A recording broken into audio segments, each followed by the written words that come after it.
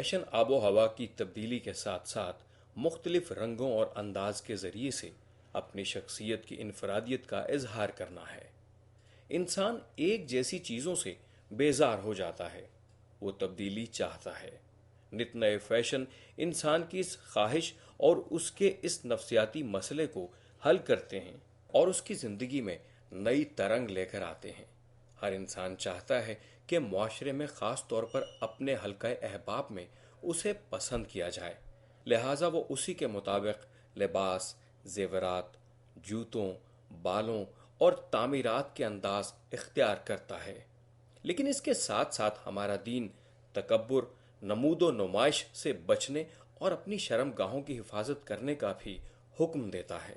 آج دین و دانش میں ہم یہ بات سمجھنے کی کوشش کریں گے کہ اسلام خوبصورتی اور نئے پن کو کس نظر سے دیکھتا ہے، حیا اور فیشن کا متوازن امتزاج کہاں ہوتا ہے، اور کیا ہمارے ہاں پردے کا تصور اور کیٹ واک ایک ساتھ چل سکتے ہیں۔ بسم اللہ الرحمن الرحیم۔ اللہ کے نام سے جو سراسر رحمت ہے، جس کی شفقت ابدی ہے۔ خواتین و حضرات، السلام علیکم۔ دین و دانش کے ایک اور ایپیسوڈ کے ساتھ آپ کی خدمت میں حاضر ہیں۔ آج ہمارا موضوع آپ نے ہمارے پیکیج میں ملاحظہ فرمایا۔ آج کے مہمانوں کا آپ سے تعارف کراتا ہوں۔ میرے دائیں جانب تشریف فرما ہیں اس پروگرام کے مستقل مہمان ڈاکٹر خالد ظہیر صاحب، اور ان کے دائیں جانب تشریف فرما ہیں فیشن کی دنیا کی ایک مشہور خاتون ماریہ بی صاحبہ۔ آپ ایک فیشن ڈیزائنر بھی ہیں، ڈریس ڈیزائنر بھی ہیں۔ ویلکم ٹو دا شو۔ اور ہمارے بائیں جانب یہ شرکاء ہیں آج کے پروگرام کے مختلف واکس آف لائف سے، اور آپ کو ان کے کپڑوں کے انداز سے معلوم ہو رہا ہوگا کہ ایک پورا کراس سیکشن ہے ہماری سوسائٹی کا۔ آپ سب کو بھی خوش آمدید۔ ڈاکٹر خالد ظہیر صاحب، میں آپ سے ابتدا کرنا چاہوں گا۔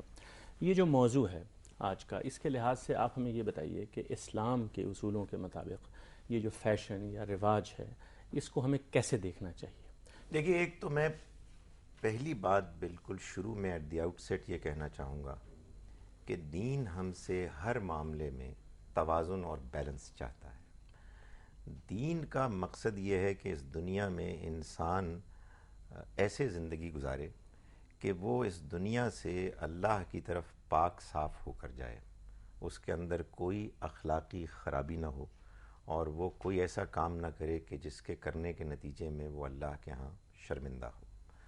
اللہ تعالیٰ نے اس کے علاوہ مزید یہ بات بھی ہم کو بتائی ہے کہ یہ جو دنیا کی زندگی اور اس کی نعمتیں اور رونقیں اور خوبصورتیاں ہیں، یہ اللہ ہی نے بنائی ہیں اور ہم انسانوں ہی کے لیے بنائی ہیں۔ اور ایک حدیث کے مطابق اللہ جمیل ہے اور وَيُحِبُّ الجمال، خوبصورتی کو پسند کرتا ہے۔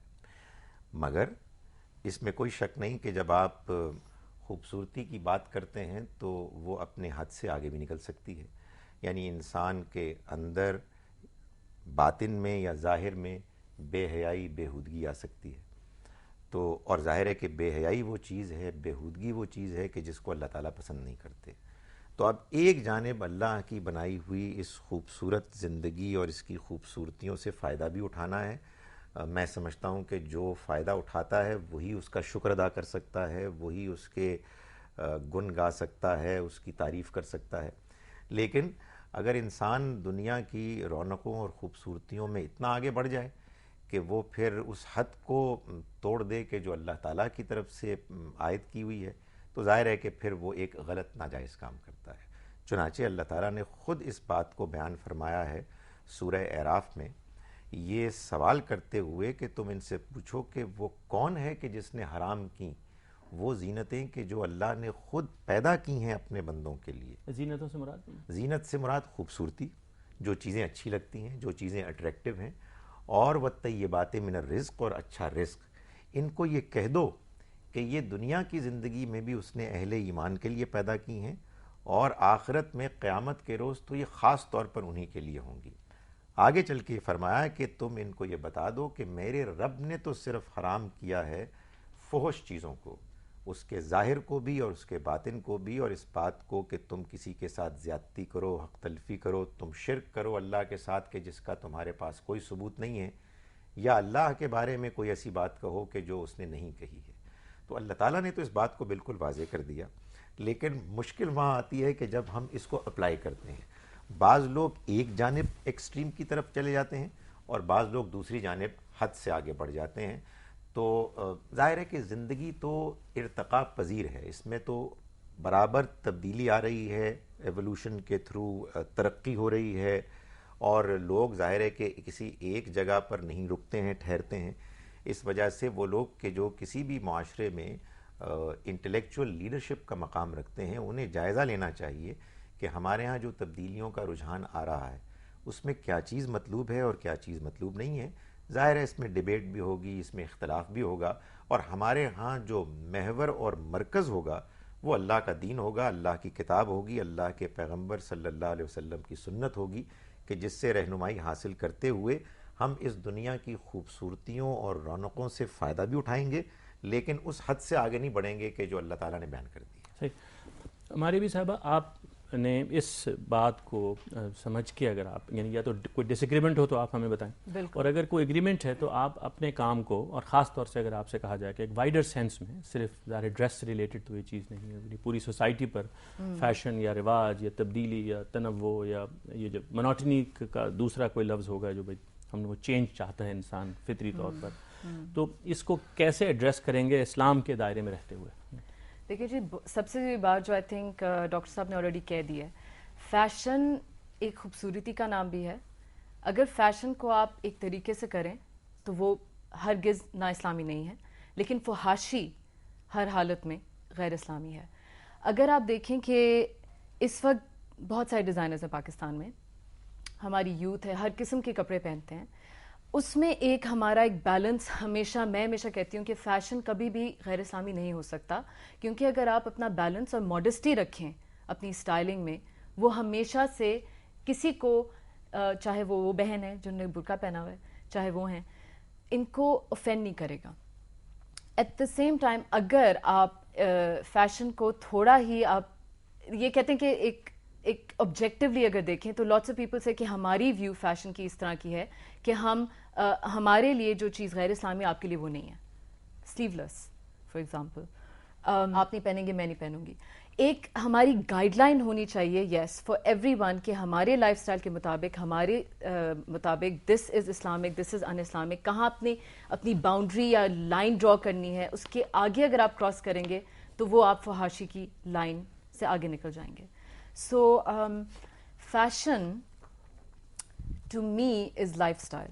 اٹ از ناٹ اونلی کہ آپ نے کپڑے کیا پہنے، آپ کس طرح، آپ کا گھر کس طرح کا ہے، آپ کا ہیئر اسٹائل کس طرح کا ہے، آپ کی جوتی سے لے کر آپ کی گاڑی سے لے کر، it's about life, it's about change, it's about ایک چیز دے کے لوگ تنگ آ جاتے ہیں. اور آپ اگر شعوری طور سے نہ بھی کریں تو آپ کچھ نہ کچھ انداز میں کپڑے بھی بناتے ہیں، بال بھی بناتے ہیں، رہن سہن کا طریقہ بھی اختیار کرتے ہیں. وہ ہر دور میں کسی تہذیب سے وہ متاثر ہو کے انسان بھی کرتے ہیں، سوسائٹی بھی کرتی ہے. ڈاکٹر صاحب، آپ سے ایک سوال کرتے ہوئے پھر ہم آگے بڑھیں گے. یہ آپ نے فرمایا تھا کہ جتنی اچھی چیزیں ہیں یہ اہل ایمان کے لیے دنیا میں بھی ہیں، تو پہلے ذرا اس بات کی وضاحت فرما دیجئے. آپ کی اس آیت کی روشنی میں سوال بنتا ہے کہ ہمارے یہاں تو یہ تصور ہے کہ دنیا کی اچھی چیزیں، زینتیں، بڑھیا چیزیں، خوبصورتیاں، یہ تو اصل میں امیر لوگوں کا، بڑے طبقے کے لوگوں کا حاصل کرنے کا ہدف رہی ہیں. عام لوگ، خاص طور پر وہ لوگ جو دین پر عمل کرنے والے، ان کو تو بڑی فقیرانہ سی زندگی گزارنی چاہیے، اور یہ چیزیں غالباً ان کے لیے نہیں ہیں. اس کی کچھ وضاحت فرما دیں. دیکھیں، یہ غلط فہمی اس لیے پیدا ہوئی کہ ہمارے ہاں لوگوں نے خاص طور پر اس نقطۂ نظر کو اختیار کر لیا کہ جس کے نزدیک انسان اگر دنیا سے بالکل کنارہ کشی اختیار کر لے تو یہی آئیڈیل ہے. معلوم یہ ہوتا ہے کہ اللہ تعالیٰ نے قرآن مجید کی ان آیات میں اسی مسئلے کو ایڈریس کرتے ہوئے اس بات کو واضح کیا کہ یہ اللہ کے نزدیک کوئی مطلوب اور پسندیدہ چیز نہیں ہے. نبی اکرم صلی اللہ علیہ وسلم کی زندگی کو لوگوں نے دیکھا اور اس کے بارے میں یہ بیان کیا کہ آپ نے اپنی زندگی میں بہت زیادہ سادگی اختیار کی. آپ کی اس سادگی قرآن کے بیان اور آپ کی دعاؤں کو سامنے رکھ کر انسان یہ محسوس کرتا ہے کہ آپ نے اپنے حالات میں بالکل توازن کی زندگی اختیار کی. ظاہر ہے کہ کسی اور پیغمبر نے بھی آئیڈیل سے کم پر زندگی نہیں گزاری. ایسے ہی ہونا بھی چاہیے. ایسے ہی ہونا چاہیے. سلیمان علیہ السلام اور داؤد علیہ السلام کے بارے میں چنانچہ ہمیں معلوم ہے کہ ان کی زندگی ایک اور طرز کی تھی. اس میں ان کے حالات کے مطابق اللہ تعالیٰ نے جو ان کو مواقع فراہم کیے تھے، اس میں انہوں نے اس لحاظ سے ایک توازن کی زندگی گزاری. بلکہ اس میں ایک نبی اکرم صلی اللہ علیہ وسلم کی بہت خوبصورت دعا ہے کہ جس سے مسئلہ حل ہو جاتا ہے، کہ آپ نے اللہ تعالیٰ سے یہ دعا کی کہ خدایا تو مجھے توازن کی توفیق دے، چاہے فقر میں چاہے غنا میں، یعنی چاہے میرے حالات اچھے ہوں چاہے میرے حالات تنگی کے ہوں، مجھے یہ توفیق دے کہ میں میانہ روی اختیار کروں۔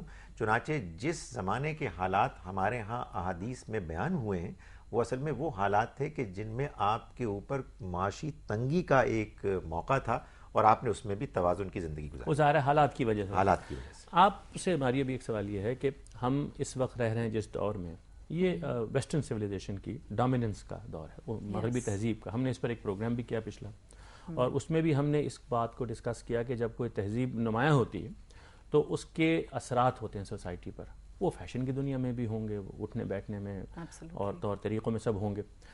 مجھے ایک بریک لینی ہے، لیکن بریک کے بعد میں آپ سے یہ سوال یہیں سے چاہوں گا، آپ مجھے جواب دیجیے گا۔ خواتین و حضرات ہمارے ساتھ رہیے گا۔